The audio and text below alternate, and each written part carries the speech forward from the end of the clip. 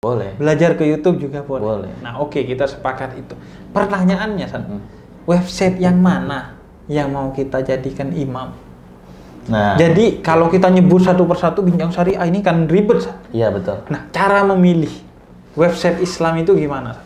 Ya, pertama gitu, kalau di kita misalnya kan ada tim keredaksiannya ya, Bib. Iya. Tim redaksinya siapa? Itu kan kita bisa screening di Google. Oke. Artinya dia belajar ilmunya kemana, ketahuan kan? Jelas ya.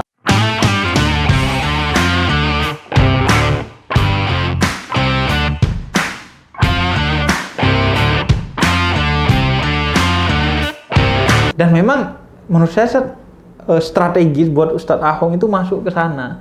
Karena kalau saya kan nggak ngerti hukum, sedangkan Ustadz Ahong kan memang orang yang spesifikasinya, konsentrasinya, fokusnya pada hukum, itu banyak sekali yang butuh itu. Pertanyaan-pertanyaan hukum tuh, apa hukum ini? Maksudnya yang nggak tersesat ya, yang tercerahkan. Yang lurus aja ya? Iya, banyak sekali kan. Hukum ini, hukum itu gitu. Ya Habib, nanti kita perbanyak di konten Bincang Syariah. Iya, pertanyaan-pertanyaan. Kalau di websitenya, alhamdulillah konten kita udah 10.000 Habib. 10.000 artikel. Iya, artikel. Tapi yang itu berapa tahun, Sat? Dari awal sampai sekarang udah 5 tahunan, Beb. 5 tahun. Jadi yang kurang memang di YouTube-nya sih, yang Bincang Syariah belum lengkap selengkap di websitenya gitu. Iya. Ya dari pertanyaan-pertanyaan yang terkecil gitu ya, sampai pertanyaan yang sulit gitu, yang beda-beda mazhab dan lain sebagainya. Tapi itu kan orang-orang yang advance ya. Kalau yang kecil-kecil ya udah hampir udah lengkap gitu lebih. Iya. Dan ini juga sih, Sat, memang perlu di YouTube kan gitu. Saya kan backgroundnya juga penulis, Sat. 13 tahun penulis. Tapi karena minat baca orang kita ya nggak sebaik di beberapa tempat lain negara. Jadi akhirnya saya bikin YouTube dan ternyata memang kan yang saya bicarakan dulunya apa yang saya tulis saya bicarakan. Ternyata memang penontonnya jauh lebih besar, manfaatnya lah jauh lebih besar. Makanya Bincang Syariah penting seperti itu. Iya, Habib. Dan kemarin juga kan dapat Ma'arif Award ya. Nah itu kalau Ustadz Ahong mulai menemani anak muda yang tersesat ini, Ma'arif Award-nya sisanya nanti Arif Award, emaknya hilang itu separuh. Tinggal Arif Award itu, wibawanya hilang. Gitu. Iya, udah mulai tuh Bib, sejak dapat Ma'arif Award ada yang nanya yang aneh-aneh gitu. Kalau Ma'arif Institute kan lebih pluralis gitu. Iya. Ya, nanya gimana cara orang-orang gay di Islam ada nggak caranya yang legal gitu supaya orang-orang gay ini bisa memenuhi hasratnya gitu. Atau mau hijrah dia dari yang cowok mau hijrah belum gitu. Belum mau hijrah. Belum mau hijrah. Belum. Dia kalau gay nikah sama gay nggak boleh gitu kan. Nah terus kalau misalnya onani nggak boleh juga. Tuh gimana tuh? Wah itu udah ada yang nanya yang aneh. Ya harusnya bagian Habib tuh. Aduh saya ngeri kalau gitu. Itu tersesat model begitu saya ngeri. Waduh. Tapi cuman Ustadz Ahong nih kayaknya itu kan karena kontribusinya dalam dakwah digital tadi ya. Iya. Ma'arif ya. Dan Ustadz Ahong mungkin yang termuda saat ya. Menang Ma'arif Award selama umurnya Ma'arif Award. Iya, jadi dewan jurinya juga saya diinformasikan gitu dari teman-teman yang di Ma'arif gitu. Ya dewan jurinya juga kan ada yang agak nggak percaya gitu karena saya masih terlalu muda. Konsistensinya nanti bagaimana? Apa setelah dapat Ma'arif nih udahan aja gitu kan? Apa masih terus gitu? Nah saya mau jaga kepercayaan itu kan ya biar terus dan ini juga menariknya juga selain paling muda kemudian di dunia digital salah satu yang terdepan lah ya dan terawal dakwah di dunia digital bahkan mungkin jauh lebih lama dari saya Ustadz Ahong. Kemudian yang ketiga Ma'arif Institute yang mengeluarkan Ma'arif Award ini kan terinspirasi dari Buya Syafi'i Ma'arif. Kita tahu Buya Syafi'i Ma'arif mantan ketua umum Muhammadiyah. Jadi ya Ma'arif Award ini sebenarnya anugerah yang diberikan oleh Muhammadiyah kepada Ustadz Ahong yang backgroundnya NU. Betul. Iya. Iya. Jadi Ya Buya Safi juga bilang, ini kiai muda dari NU. Wah, saya belum jadi kiai, Buya masih ustadz. iya, jadi artinya itu menurut saya sebuah capaian sih, karena kan banyak hal yang terdepan lah dari segi usia, dari segi melek digital. Karena saya aja YouTube kan masih belum 3 tahun. Jadi melek digitalnya ya baru juga gitu. Dan dalam hal ini menurut saya kita kalah jauh sih ketimbang website-website yang cenderung basicnya hukum yang ketat gitu kan, menyajikan hukum yang ketat itu jauh saya kira kan mereka udah dari dulu saat ya. Iya betul. Tapi alhamdulillah itu kita karena kita mau update gitu ya Bib ya, mau belajar gitu ya, kita Bincang Syariah ini baru 5 tahun tapi ya secara ranking traffic gitu ya udah lumayan gitu Bib. Pernah 4 juta sebulan. Sekarang ya 1.300.000 minimal sebulan. Iya, dakwah ke 1.300.000 orang sebulan itu. Iya. Insya Allah lah pahalanya dahsyat. Amin. Masuk surga jalur Bincang Syariah. Ustadz Ahong. Iya bisa nanti. Tapi ada pertanyaan yang penting nih, Ustadz. Ini sering banget ditanyakan, Ustadz. Gimana, Bib? Pertama, kita sepakat belajar di online boleh nggak, Ustadz? Ya. Belajar ke website boleh? Boleh. Belajar ke YouTube juga boleh? Boleh. Nah, oke, kita sepakat itu. Pertanyaannya, Ustadz, website yang mana yang mau kita jadikan imam? Nah, jadi kalau kita nyebut satu persatu Bincang Syariah ini kan ribet, Ustadz. iya betul. Nah, cara memilih website Islam itu gimana? Ya, pertama gitu, kalau di kita misalnya kan ada tim keredaksiannya ya, Bib ya. Iya.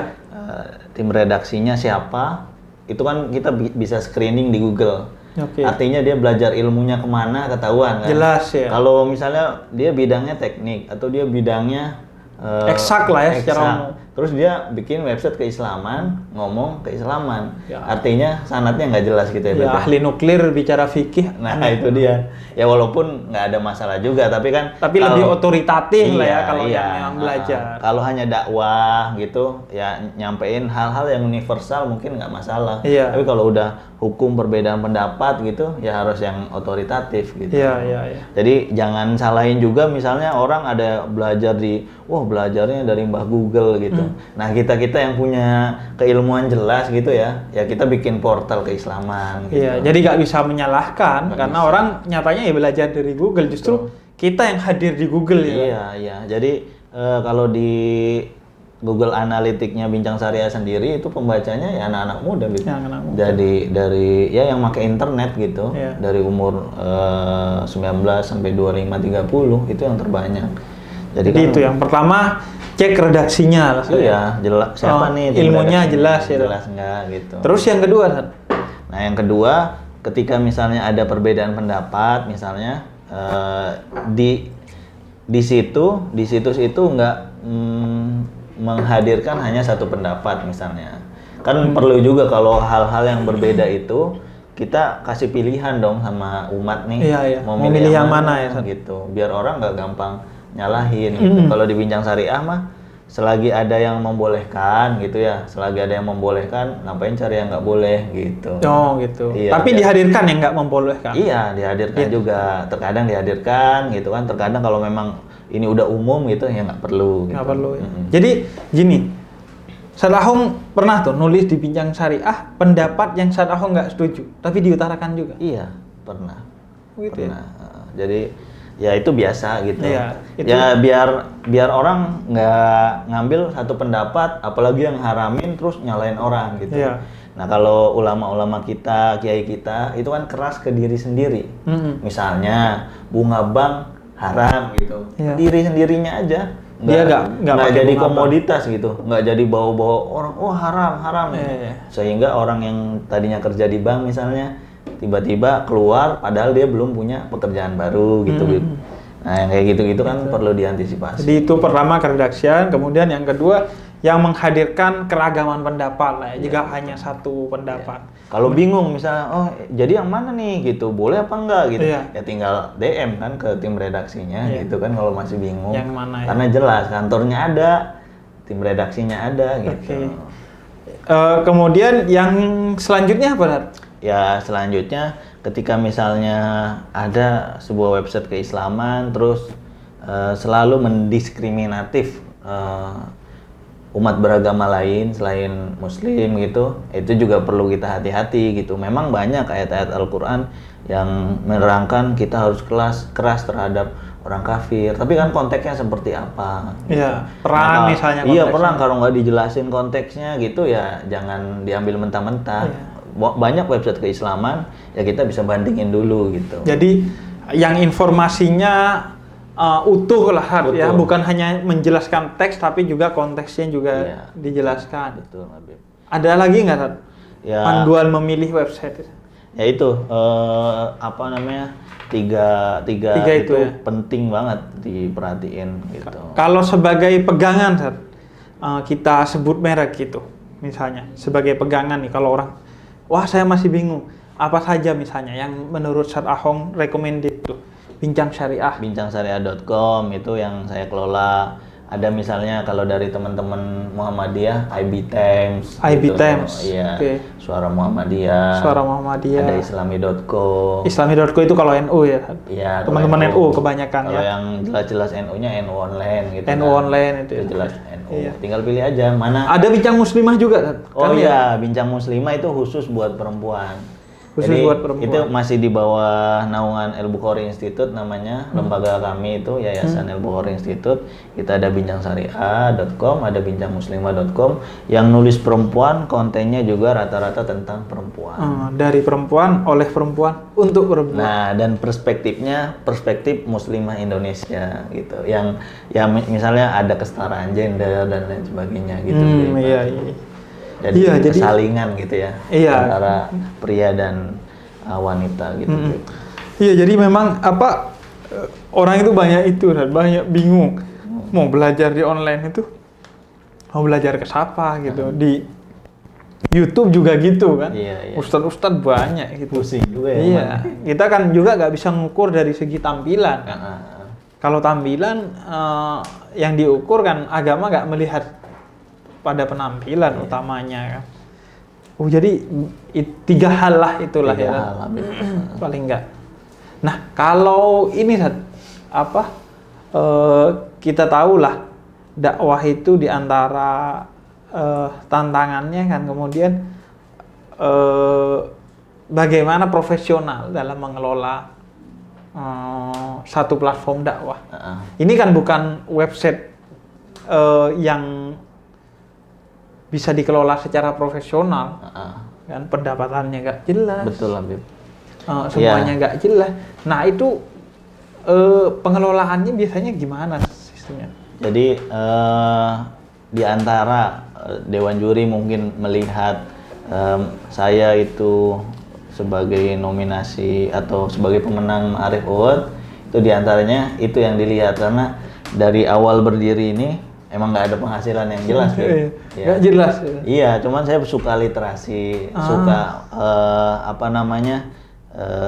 ya suka ngulik-ngulik gitu ya. Kan ini ada kalau di website itu kita harus belajar namanya SEO gitu, Search Engine Optimization gitu. Kalau padahal dulu kan kita nggak di pesantren nggak belajar itu gitu ya. Nggak ada kiai spesialis SEO nggak ada, usul fiqh ada, tafsir ada. Nah kita belajar itu, jadi ngembangin itu. Ya awal-awalnya nggak ada gitu, tapi karena ya ya mungkin terlalu ini ya saya bilang ketulusan ya, mungkin kadang ada nggak tulisnya juga, ada nggak tulisnya juga. Ya karena kita punya anak, punya istri gitu, butuh makan kan. Betul. Ya tapi ya kita jalan aja. Iya, artinya itu nggak orientasi utama lah ya, bukan money oriented ya. Betul. Jadi kalau misalnya ya lambat laun karena kita udah berkembang dalam waktu 3 tahun kita sudah bisa misalnya menyaingi yang trafficnya tinggi-tinggi, NU Online, Islami.co gitu, karena belajar SEO itu. Ustaz pernah ini nggak ada episode yang kerasa banget Allah gak enak gitu sama Ustaz Ahong? Allah? Iya, Allah jadi gak enak gitu sama Ustaz Ahong. Ustaz Ahong ini sudah nolong saya. Ibarat kata sudah mendakwahkan Islam. Sehingga kemudian dikasih bincang syariah ini sesuatu yang min haitsu la yahtasib gitu, yang nggak jelas. Saya bertanya gini karena gini, Ustaz. Saya itu merasakan itu. Jeda nulis itu kan gitu, Ustaz. Dikelola gak jelas gitu. Tapi kalau butuh pasti ada. Ketika butuh pasti ada. Jadi dan min haitsu la yahtasib, dari tempat yang nggak terduga-duga. Kamera dulu tuh kita dikasih orang. Kemudian pernah bahkan ATM saya nggak pernah tahu, orang ATM saya rekeningnya berapa nggak pernah tahu. Itu tiba-tiba ada yang ngasih gitu. Nah, ada pengalaman itu juga nggak? Itu kan Gusti Allah, wah, kasihan. Jeda nulis ini sudah ikhlas. Saya kasih lah dari yang gitu-gitu. Nah, bincang syariah gitu-gitu juga nggak? Iya, ya itu. Jadi semenjak kan ini udah 5 tahun ya, 3 tahun gitu. Ya pas ke 5 tahun ulang tahun bincang syariah tuh, ya saya dapat Ma'arif Award. Itu kan nggak terbayang sebelumnya gitu kan. Ya awalnya saya nggak mau, tapi kan teman-teman mendorong. Gitu. Setelah kita analisisnya ternyata kalau akun-akun lembaga gitu kurang ini, Bib. Otoritasnya tuh kurang cepet gitu. Nah harus ada sosok nih yang dimunculin. Nah saya dari 2018 udah pakai nama Ustadz Ahong itu. Ya kan kalau Ahong doang nggak ada ustadznya nanti sangin petinju gitu. Nah makanya kasih Ustadz. Kalau Gus kan sana di Jawa-Jawa gitu kan, anaknya Kiai. Nah saya bukan anak Kiai, bukan Habib juga, nggak ada Habib Ahong. Iya makanya Habib kok Ahong nggak ada. Ustadz Ahong itu. Nah lambat laun ya kalau buat saya pribadi dapat Ma'arif Award gitu ya. Tapi kalau buat lembaga itu ya banyak donatur-donatur yang perhatian gitu. Memperhatikan. Iya memperhatikan. Memang kita serius gitu, dan teman-teman di Al-Bukhari Institute yang membawahi bincang syariah ini nggak dalam tanda kutip nggak mata duitan gitu. Jadi ketika dikasih uang sama donor dibagi seini mungkin, seprofesional mungkin, serata mungkin gitu. Itu yang dan kebetulan karena memang bukan itu tujuannya. Iya. Ya yang penting bagi saya pribadi mah ya yang penting kita masih bisa apa namanya ngebul. Iya ngebul. Dapur kita masih ngebul. Itu yang penting. Jangan sampai istri sedih gara-gara nggak ngebul kan. Iya. Aja gitu. Yang penting dapur kita ngebul lah pokoknya. Nah saya juga mau belajar dari Habib tuh kalau YouTube Ustadz Ahong nih ya baiknya yang nggak usah di AdSense lagi gitu. Tuh AdSense nggak gede dapetnya. Iya. Yang bincang syariah ini misalnya dikasih AdSense, terus websitenya juga. Nah itu dananya buat honorarium penulis-penulis luar. Untuk sustain dari kontributor di luar itu kan. Jangan mainin Kripno. Oh, ya ampun saya mainan ini. Saya paling suka mainan ini soalnya. Jadi gitu Beb. Jadi apa namanya buat honorarium kalau kita rezekinya udah melimpah gitu ya AdSense nggak pasang juga itu lebih bagus karena kalau di website ini nggak loading page-nya terganggu. Iya gitu. Di website. Sama ini juga kan yang mengganggu kan. Walaupun ini salah pengunjungnya ya, pengunjung websitenya. Orang tuh sering, Bib saya lihat konten Habib kalau di saya kan nggak ada AdSense ya. Di tempat lain iklannya kok iklan-iklan yang tidak senonoh Habib katanya. Maksudnya iklan-iklan yang bernuansa porno. Padahal itu kan bukan saya yang pasang, tapi algoritma Anda karena Anda suka nonton yang porno-porno. Begitu juga bincang syariah kan? Betul. Gitu kan. Kalau dia biasa buka yang porno-porno pasti iklannya. Walaupun mungkin di ban ya, kalau khusus yang porno banget mungkin di ban ya. Kalau website Islami kita kan bisa agak atur itu. Nah, tapi kan pertama yaitu menunjukkan masalah pada kita, sekaligus juga mungkin kalau nggak ada itunya kan akhirnya orang betul-betul nggak terganggu. Iya betul. Karena ada itunya nanti baca berita di bawahnya ada iklan yang tidak senonoh, mau tobat nggak jadi karena dituduh. Ya pernah itu apa namanya ada pembaca bincang syariah komplain gitu. Oh iya, kok ini iklannya celana dalam? Anda berarti. Wah, ini jangan-jangan HP-nya dipakai istrinya buat nyari celana dalam di Iya, Shopee. iya. Atau dia, Ran. Iya, Dia iya. nyangka kita yang pasang. Padahal dia gitu. Ah, Mau iya, buka iya. aib sendiri sebenarnya dia. Saya pernah gituin aja. Tapi di tempat YouTube lain kan, karena kalau di YouTube saya nggak berbayar. Gitu. Iya, iya. Ya, ke depan kalau subscribernya udah tinggi pengen tabarukan gitu. Kita sama Habib yang nggak di AdSense ya. Ya. Waduh. Dan saya tuh suka gak ngasih AdSense, soalnya biar para pemuda tersesat ini merasa dirinya kaya. Berasa nonton YouTube Premium. Wah. Nggak usah iklan. Kasihan dia sudah lama nggak pernah merasa jadi orang kaya. Ke masjid nyuri sendal. Jadi biar ngerasa orang kaya dia ya sudah. Oke. Berasa nonton YouTube Premium. Oke, Habib, makasih banyak atas waktunya. Sama-sama, Sat. Sebagai imam besar pemuda tersesat, semoga juga saya bisa mengikuti dakwah Habib gitu terus istiqomah. Semoga saya juga bisa seperti Ustaz Ahong. Mendapat uwut-uwut. Dan nanti saat pengen undang Ustaz Ahong di Jeda Nulis. Ya. Kita ngobrol-ngobrol karena banyak kan pertanyaan-pertanyaan hukum yang nggak saya jawab. Yang tahu saya jawab. Tapi paling nggak saya nggak punya otoritas buat jawab karena kuliah saya kan di akidah sama di tafsir. Jadi kalau di syariah memang sama sekali nggak belajar yang serius. Makanya saya biasanya pertanyaan hukum itu ya kalau saya bisa ngaji dulu kemudian jawab oke. Tapi pengennya sama Ustaz Ahong yang memang di bidangnya bincang syariah ini untuk jawab-jawab gitu. Insya Allah. Ini yang nggak tersesat, yang tercerahkan.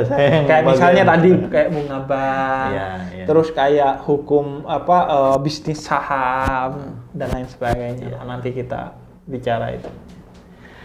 Ya itulah tadi teman-teman sahabat Ustadz Ahong dan Bincang Syariah, kita ngobrol-ngobrol mengenai dakwah Habib Hussein sebagai imam besar pemuda tersesat. Semoga nanti bisa collab lagi ya Habib ya. Iya, semoga bisa intens collab. Karena kita saling kerjasama lah dalam Habib, harus kebaikan. Sekian, terima kasih. Wassalamualaikum warahmatullahi wabarakatuh. Waalaikumsalam warahmatullahi wabarakatuh. Nggak kerasa juga ya.